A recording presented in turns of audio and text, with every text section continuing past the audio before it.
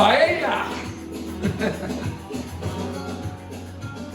As opposed to making molecular eggs with beluga caviar, which none of you will enjoy, I'm gonna make what I spent so many afternoons in my youth with my sister Annie eating, paella, and it was never, ever, ever the same. Paella is really a peasant dish. It's a dish that originates in Valencia, Spain, and it is when the fishermen would come in, whatever scraps they had, they would use them, mix them with rice, and create the paella. And it has evolved into many, many things throughout the years. A little known fact, rice. It's probably the first food to be cropped 2500 BC in China, and from there it went to Greece, to the Mediterranean, to Spain. And Spain has been making rice for 1000 years or more. There are, how's my English? Huh? There are 100,000 types of rice in Spain. Think about it.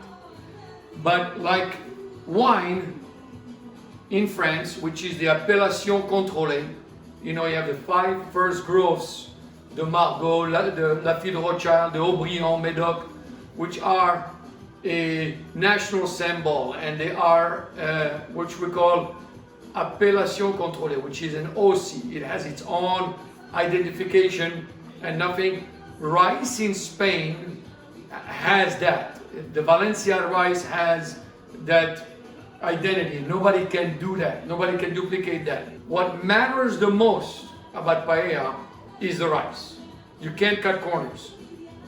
There are many types of rice. Short grain, medium grain, long grain rice.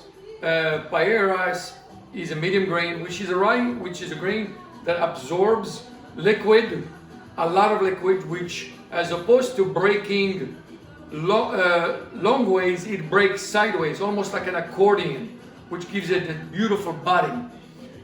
So in this case, we're going to use a bonito rice, which is a Calaspara rice from the Calaspara Mountains. A very beautiful short grain. Come and look at it. Unlike its cousin, risotto, which risotto, the whole idea is it's arborio rice, one of the types of rice, which is also medium grain, but it's meant to break and become creamy. Paella, the rice, or Calaspara, is not becoming creamy. It's absorbing tremendous amount of liquid, which means what? Absorbing flavor. And all that flavor is going into the rice, and then you're getting this wonderful thing, this wonderful texture. Unlike risotto, which you need to keep stirring and feeding slowly, once you put a paella together, you don't touch it. You keep feeding it, but you don't stir the rice. So there are some different, and obviously it's not creamy. Paella, in our risotto we add sometimes cream, butter, and cheese. Paella, it stands on its own 2 feet. So it's a peasant dish, which means, like all peasant food, which is the greatest food ever, and nothing speaks of our world today more than peasant food. What does a peasant food mean? It means that somebody worked all day long and didn't have time to cut the garlic perfectly, shave it with a perfect blade, tourne of the vegetables. And when I was in cooking for some chefs, would make me turn the vegetables in 8 perfect corners. Bunch of bullshit, okay, quite honestly. It looks pretty, it tastes good, there's some science behind it, but peasant food is about creating things within a certain amount of time that have tremendous amount of flavors, and it's all about flavor, it's all about taste. Paella also is very pretty. You also need a paella pan, but not necessarily. I have a paella pan right here. Paella pan is probably the cheapest pan in the world. You can find it on Amazon. I'm not advertising, I'm not being paid by them, by the way. But it's a pan that is very thin, it's hand hammered, so the heat is transferred very quickly, and so it does one thing that paella is very famous for, so that the rice sticks to the bottom of the pan. Okay, here you go.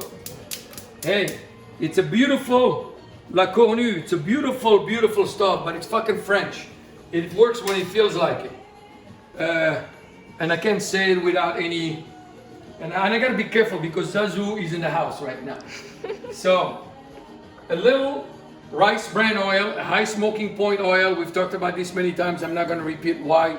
It can take the heat and really give me all the necessary heat without being toxic, without burning. I'm gonna use olive oil later to finish my paella for flavor. But I have onions, white onions, I have garlic, and I'm keeping my garlic whole, okay? When I was a kid, I would find these big chunks of candied, soft garlic. Oh my gosh, they were so good. And sometimes they would stick to the bottom and they had this golden brown where all the sugar came out from them. I have some bell peppers, I have some peas, parsley, paprika, saffron, salt, pepper, tomatoes, lemons. In our household, we have some vegetarians, we have some pescatarians, we have some vegan. I can keep up with what's happening today. Tomorrow that might change. So we're not doing any shellfish per se, in terms we do, except for the shrimp. We're not doing any mussels or clams, which I love to have in the paella, but we're not going to do that today. Today we're just going to do it with some straight shrimps, some orange roughy, and some beautiful wild caught salmon. I'm going to put my onions first.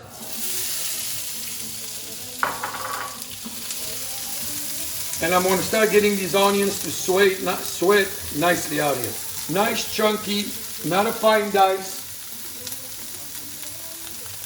While my onions are sweating right now, and I'm at a very high heat, okay?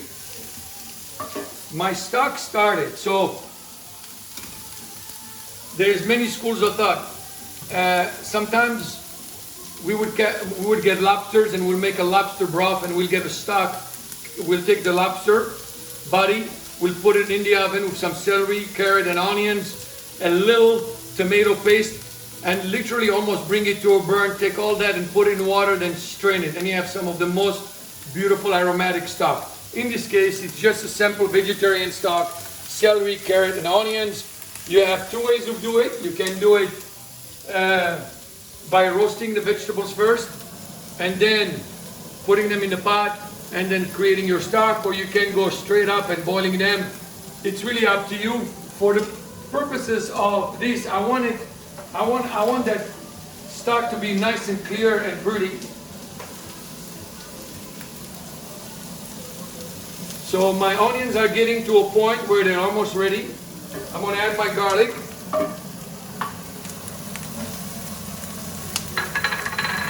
And I'm going to get these to start almost getting to a point. So here's the thing about paella. The bottom of the pan will slightly burn. It will have that crust. That is a lot of the flavor. There is a difference between burning, which you can taste and smell, and a dark brown color, which you cannot taste any burn or smell any burn because you have a lot of flavors. So building a paella is pretty easy. So now that I have my garlic nicely searing, I'm going to add paprika, spices, dark spices in the beginning, yellow spices in the middle, and green spices at the end. That's how you get the flavors. I'm going to add my beautiful sweet Spanish paprika. So I'm making with you a paella that I grew up with, a classic paella, which is really, and what I'm doing right now to this garlic, to this paprika, I'm bringing the flavor out right now. Oh my gosh, if you could only smell it. Actually, my mom would do this at home, and sometimes she would step aside for a minute. I would take a spoonful, add a little olive oil, put it on a piece of bread, and eat it just like that. because it tastes so good. At this point, I am going to add my Kalaspara rice. 3.5 times stock for each time. So the ratio is 1 to 3.5 times. I know how much I need.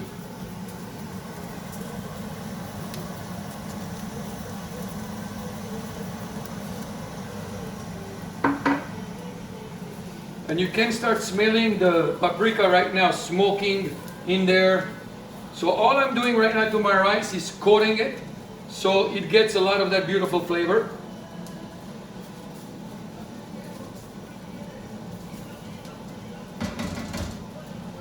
And now that it's coated, I'm going to start adding my stock.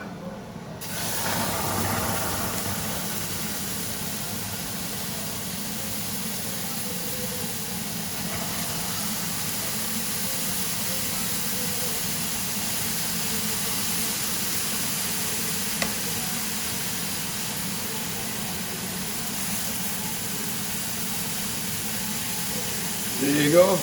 I'm adding my stock. And bear in mind, the only time I'm going to stir this rice is about to happen right now.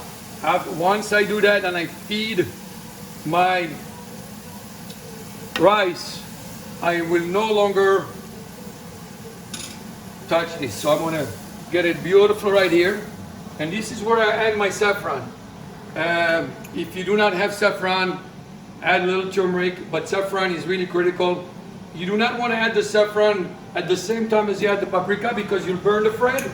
And you do not want to add it at the end because you will not get the color. Some schools of thought get you to get very, very, very hot stock and add the saffron and let it dilute in there. You certainly can do that, but you know what? There is no need to do that because we just did it. My rice is going right now and it's going full blast. I'm going to start building my paella. Beautiful. I did not saute my bell peppers, and there is a reason for that, because I want that color to be vibrant while I am building the paella. And I did not add any of my seafood. And the reason being, because if I add my seafood right now, my paella is going to get really, seafood is going to get overcooked. So we're going to do this probably for a good 30 minutes of just letting it. I'm going to also add, a little salt. And just keep in mind, from mixing that paprika in there, that saffron in there, getting that onion to sweat, getting that garlic out, I'm getting a lot of natural salt in there. This is just to finish it off. And we'll share the total recipe with you later. A little black pepper.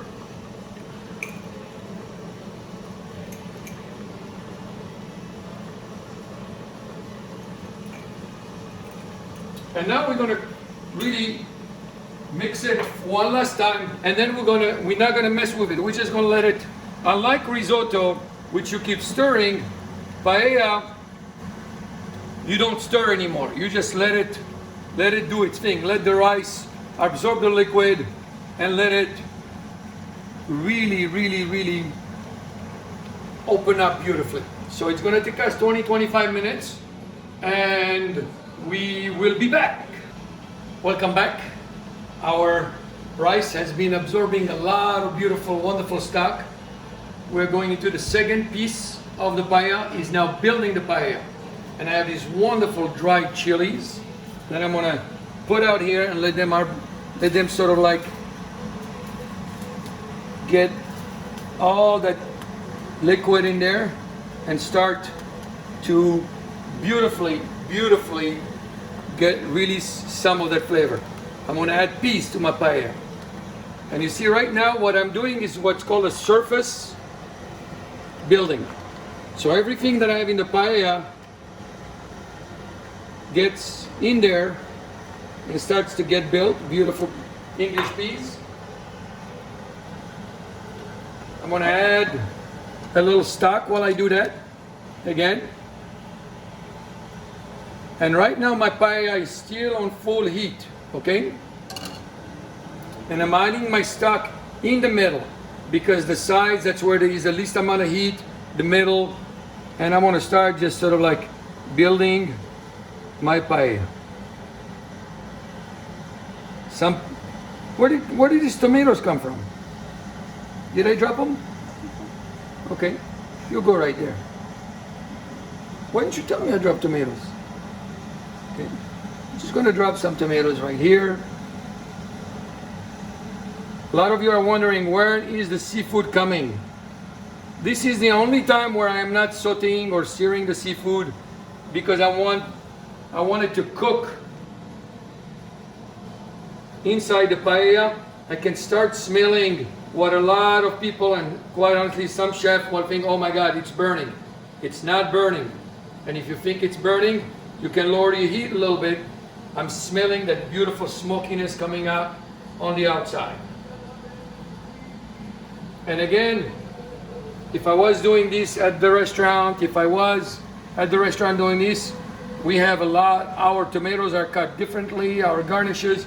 But again, I want to get the peasant part of the food in play here. I want it to be what you would normally do at home. And this does not change the flavor. Actually, if you are spending more time on flavor and less time on fluff, you're going to get a much better. Here you go. See, all my colors are starting to develop out there. And I'm going to put some beautiful lemons.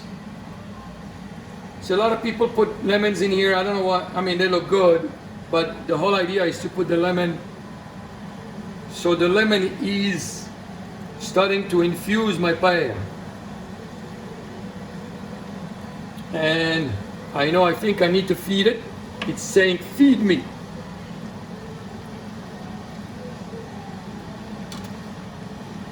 I'm gonna build my paella.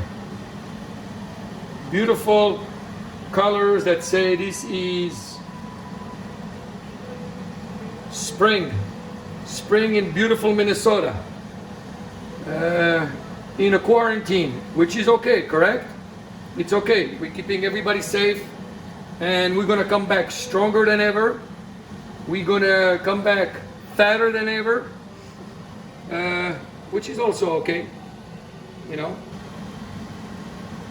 Le petit soleil, a little sunshine.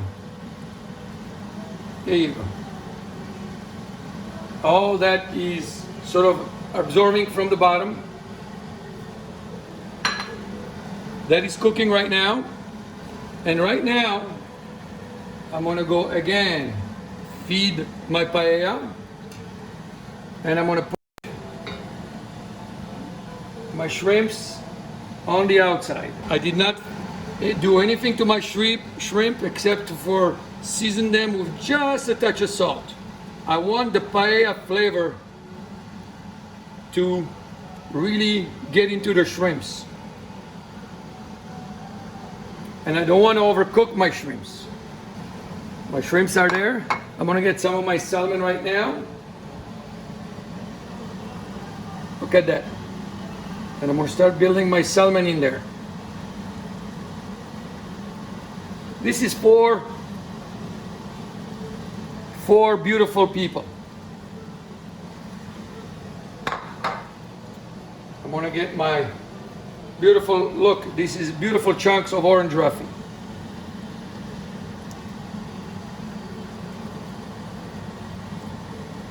A lot of you are going, how is that gonna get cooked?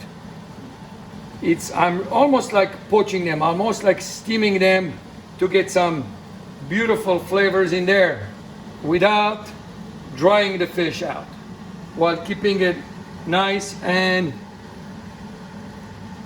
beautiful.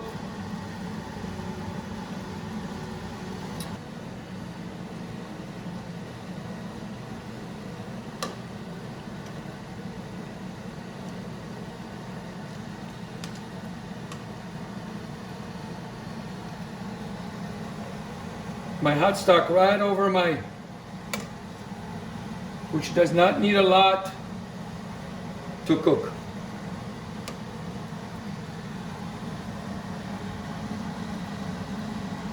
I am flooding my fish right now. See that? All that flavor is coming in there, flooding it beautifully. This is the stage that you should be doing when your rice is almost ready.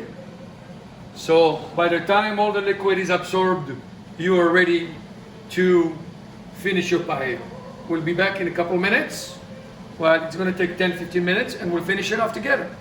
You'll see how it, without stirring, without doing anything, just pretty much all the seafood is cooked, but from indirect heat, not from being under. So it's not going to be dry, it's not going to be chewy, and it's still going to have a lot of beautiful flavor. Now I'm going to, how do I know when my paella is ready? Because you're going to have a lot of bubbles in here, and you're going to have a lot of liquid. It's really very important that you let the bottom of the pan develop the crust. So you got to make sure if your seafood is not popping up, it means you still have a lot of liquid underneath there, and all you're doing is boiling it. What we're trying to do right now is develop that beautiful crust that we as a family used to fight for all the time. Actually, my family, my mom, my grandma, my sister, they used to serve everybody, and we had a larger family first, and they'll just serve themselves last. And for many years we thought it was just they were so generous. Actually, they were keeping the bottom for themselves, bottom feeders. So come here. You'll see right now, I have just a light crust right here, and I can smell that slight smokiness. That means it's starting to develop in there. I'm going to turn this off, turn the hood off. I'm going to get, can you hear the noise? I'm going to get some beautiful extra virgin olive oil in here. I'm going to let my paella settle down a little bit. I'm going to just add some beautiful parsley. I'm not cutting tomatoes in rows. I'm not doing crowns. This is a peasant food, and let's respect the peasants. They didn't have time to mess around with style. This was more about substance, the food tasting good. And now you can cook all your seafood inside your paella and get more of a fishy taste to it, but which I do love. If you like that, I'd rather see you using a fish stock as opposed to putting your fish too soon, because then it just gets, the fish gets overcooked. You know, that's the problem with a lot of paellas. It doesn't have that beautiful moisture. My sister used to sear all her fish with garlic and everything, leave them there, set them on a little small pot, put them in the oven, and then take that bottom, add stock to it, and feed the paella with it. You can be creative, but the bottom line here, use the proper rice, Kalaspara rice. The bottom line is make sure your seafood is fresh. Give it some love, and it's going to give it back to you. And if you are the paella maker, the rule is you serve yourself last.